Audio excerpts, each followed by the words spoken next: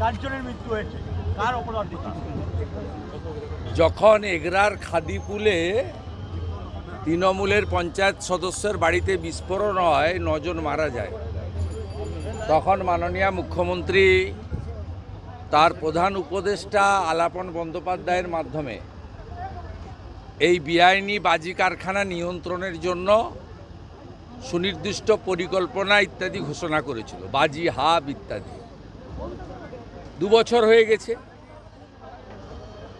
রাজ্যে যে মুখ্যমন্ত্রী বা তার প্রশাসন শুধুমাত্র টিভির পর্দায় আর খবরের কাগজে আছে,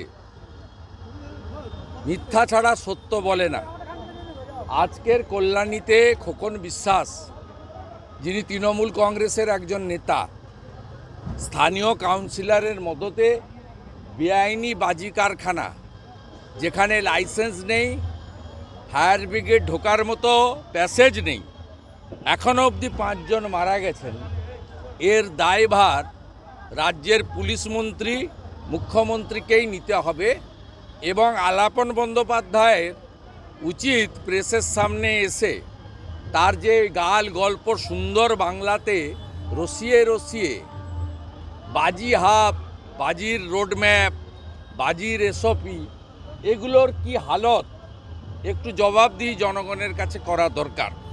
পশ্চিমবঙ্গ বিধানসভার বাজেট অধিবেশন শুরু হলে রাজ্যপালের ভাষণের উপরে বিতর্কে আমি নিশ্চিতভাবে খাদিকুল থেকে আমডাঙ্গা হয়ে বজবজ হয়ে এই শেষ যে কল্যাণী, এই ঘটনা তুলে ধরে রাজ্য সরকারের স্বরূপ জনগণের সামনে উন্মোচিত করব।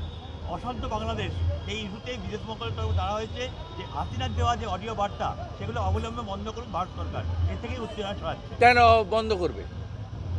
যখন হাসিনা ওয়াজেদ নির্বাচিত প্রধানমন্ত্রী ছিল, তখন তারেক রহমানরা লন্ডনে বসে ভাষণ দিতেন, তখন তো বন্ধ করার কথা আওয়ামী লীগ বলেনি।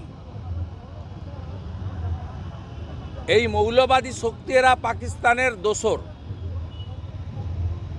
এই পাকিস্তানিদেরকে জব্দ করার জন্য ডোনাল্ড ট্রাম্প, নরেন্দ্র মোদীজিকে কঠিন ব্যবস্থা নিতে হবে এবং আমরা গোটা পৃথিবীর মৌলবাদ জঙ্গিবাদের বিরোধী জনগণ, হিন্দু জনগণ চাই অবিলম্বে আমেরিকা, ভারত এরা এগিয়ে এসে বাংলাদেশে প্রয়োজন হলে শক্তি প্রদর্শন করুক, নইলে বাংলাদেশে যেভাবে মৌলবাদী শক্তির হাতে চলে গেছে, আগামী দিনে নেপাল, ভুটান, মায়ানমার, চীন, ভারত যারা বাংলাদেশের পাশাপাশি আছে, পাকিস্তান ছাড়া প্রত্যেকের ক্ষেত্রেই এটা একটা বড় থ্রেট।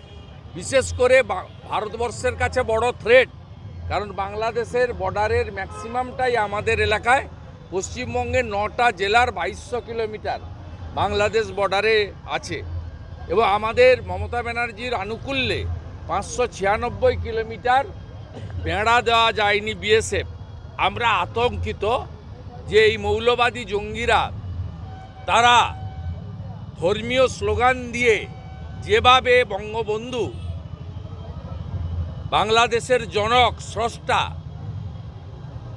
জাতির বাংলাদেশের রাষ্ট্রপিতা মুজিবুর রহমানের বাড়িকে নৃশংসভাবে ধ্বংসস্তূপে পরিণত করেছে, আমরা পশ্চিমবঙ্গের ভারতীয়রা আতঙ্কিত যে খোলা বেড়া দিয়ে এরা ঢুকে আমাদের এখানেও যে কোনো সময় এরা বিস্ফোরণ ঘটিয়ে আমাদের ঐতিহ্যকেও এরা ধ্বংসস্তূপে পরিণত করতে পারে।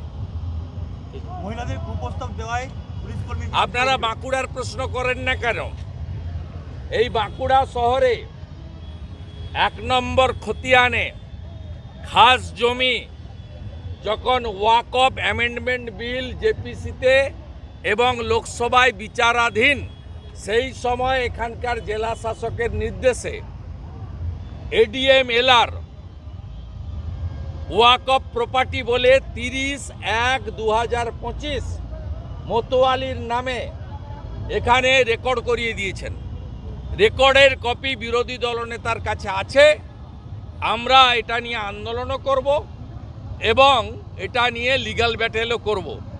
যখন ওয়াকফ অ্যামেন্ডমেন্ট বিলে যত পুরনো ওয়াকফ প্রপার্টি আছে তার বাইরে নতুন কোনো প্রপার্টিকে ওয়াকফ প্রপার্টি করা যাবে না, এই রকম একটা সময় এখানকার জেলা শাসক কার নির্দেশে কোন তোষণের রাজনীতিতে 1 নম্বর খতিয়ানের খাস জায়গা মাচানতলা এলাকায় আজকে ওয়াকফ প্রপার্টি হিসেবে রেকর্ড করান 30 জানুয়ারি কার নির্দেশে?